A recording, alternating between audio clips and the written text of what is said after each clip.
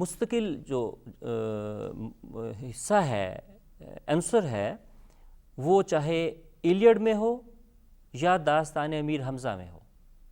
وہ شارلیمین کے ہیروز کی کہانیاں ہوں یا چین کے داستانیں ہوں، ان سب میں ایک مشترک ایلیمنٹ جو ہے سفر بھی ہے۔ تلاش اور سفر یہ اس کی جیسے جینز میں شامل ہے داستان کی، یہ سب چیزیں جو ہم نے بیان کر رہے ہیں یہ سب میں مشترک ہیں۔ ظاہر ہے کہ اس کی مختلف ہوں گی، اس کے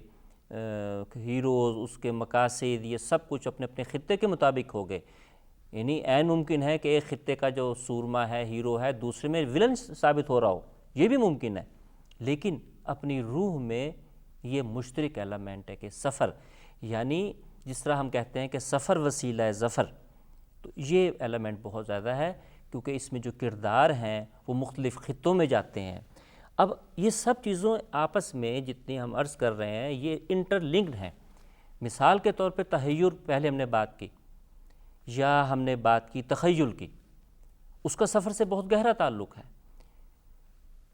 سفر جو ہے اس میں آج ایک وقت میں جو ہے جو ہمارا ہیرو ہے یا کردار ہے وہ ہندوستان میں ہے، اگلے دن ہمیں پتہ چلتا ہے وہ دمشق میں بیٹھا ہے، یا دمشق میں یا مصر میں کہیں بھی، یا روم تک میں بلکہ وہ گیا ہوا ہے، جیسے کہ سہ درویش یا آپ کے باغ و بہار میں چیزیں موجود ہیں۔ تو مختلف علاقوں کا، مختلف خطوں کا، حتیٰ کہ مختلف طرح کی دنیاؤں کا، تخیلاتی دنیاؤں کے سفر جو ہیں، آسمان کی سیر کرنے گیا ہوا ہے، فلاں اس پہ ہے، یہ سب چیزیں آپس میں انٹر لنکڈ ہیں، کیونکہ امیجینیشن ہی کی وجہ سے وہ سارا کچھ ممکن ہے۔ تو مختلف علاقوں کا سفر اور مختلف تہذیبوں کا میں جانا آنا، یہ علیحدہ بحث ہے کہ مختلف تہذیبوں میں جا کے بھی، مختلف علاقوں کے لوگوں سے ملنے کے بعد بھی، یہ ہم اس کا اپنے جب باغ و بہار پہ بات کریں گے تو اس میں دیکھیں گے کہ اس کے جو 4 درویش ہیں مختلف علاقوں میں جاتے ہیں، لیکن وہ اپنی ہندوستانی زبان، ہندوستانی تہذیب، ثقافت و سب کو ساتھ لے کے جاتے ہیں، خواہ وہ دمشق کی شہزادی ہو لیکن وہ بولتی ہندوستانی کی طرح ہے،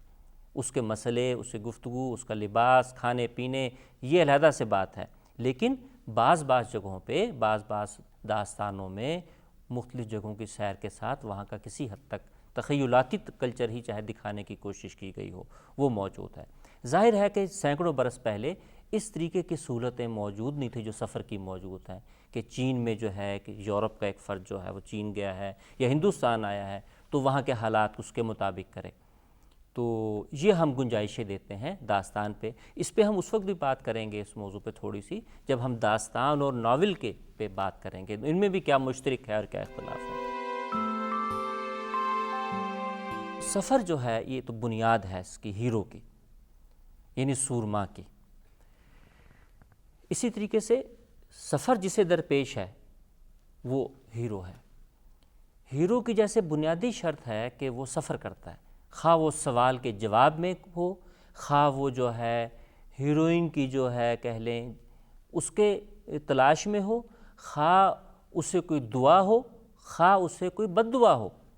وہ مختلف خطوں کی جو ہے خاک چھانتا ہے، جاتا ہے، آتا ہے، مختلف طرح کے لوگوں سے ملتا ہے۔ تو ہیرو جو ہے وہ ہیرو کہلاتا ہی اس وقت ہے جب اس کے اندر بہت زیادہ صلاحیتیں موجود ہوں، اس کے اندر جو ہے تھوڑے سے بلکہ ہم کہیں گے ما فوق الفطرت صلاحیتوں کا مالک ہو، جسمانی طور پہ، ذہنی طور پہ، قلبی طور پہ، روحانی طور پہ، ہر طرح کی طاقتوں سے وہ کسی حد تک مزین ہوتا ہے۔ یہی وجہ ہے کہ وہ ہیرو کہلاتا ہے، اور مختلف سرزمینوں میں اور مختلف طرح کے لوگوں سے وہ ملتا ہے اور مسائل کا شکار ہوتا ہے، یعنی جو اس سے مشکلات آتی ہیں زندگی کی وہ بھی انہونی ہوتی ہیں، یعنی آدمی بعض اوقات جو ہے دہل جاتا ہے کہ اس مشکل سے، اتنی بڑی آفت سے، اتنی بڑی پریشانی سے، اتنے بڑے دکھ سے، اتنی بڑی آزمائش سے کوئی انسان جو ہے وہ اس کا بچ رہنا مشکل ہے، اپنے حواس پہ قابو پا لینا مشکل ہے، لیکن ہمارا سورما، ہمارا ہیرو جو بھی داستان ہے اس سے نکلتا ہے۔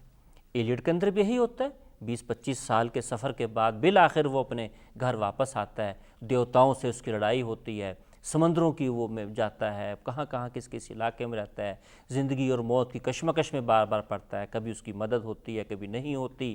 تو لہٰذا وہ سورما جو ہے، ہیرو کا تو جو تصور ہے وہ ہمارے ہاں آج بھی موجود ہے. وہ کتنا ہی کم ہو جائے آج کے اس ریئلسٹ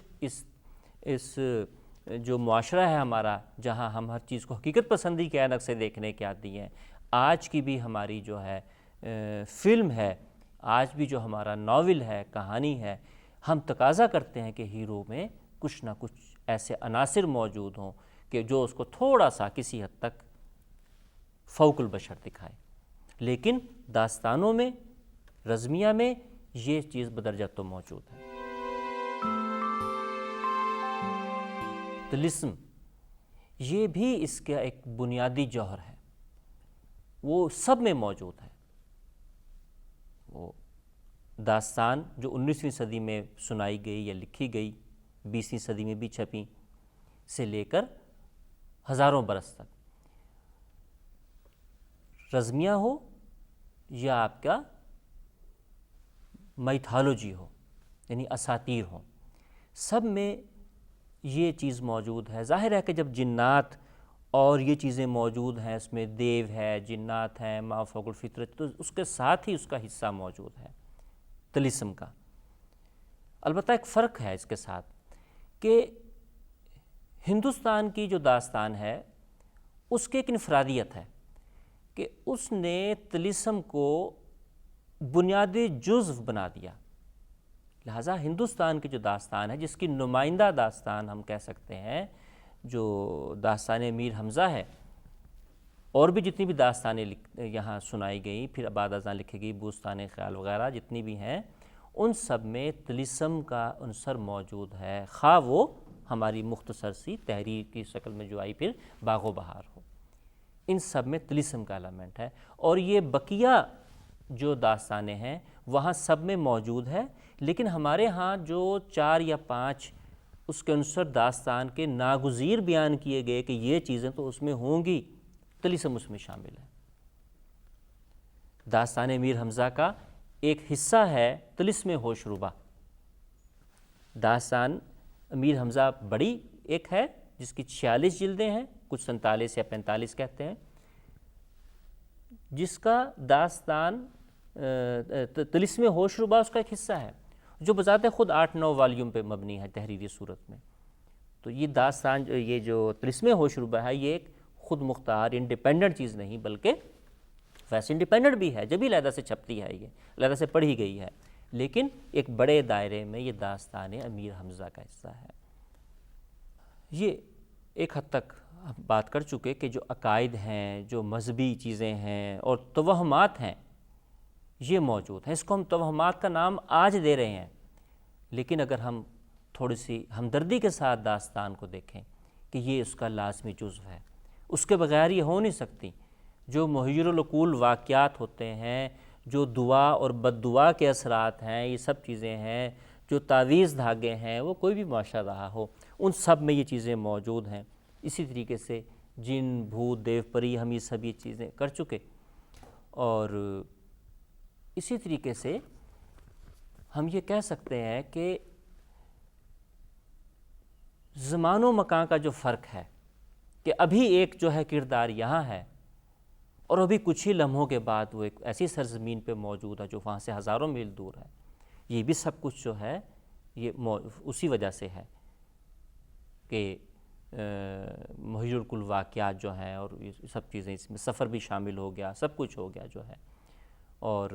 اس کے اندر دعا بھی شامل ہو گئی، اس میں سب کچھ ہو گیا. اور ان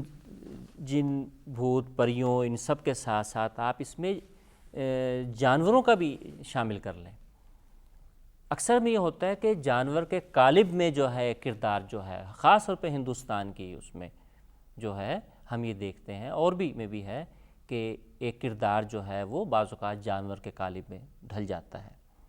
اور یا بعض جانور جو ہیں وہ انسانوں کی طرح بات کرتے ہیں.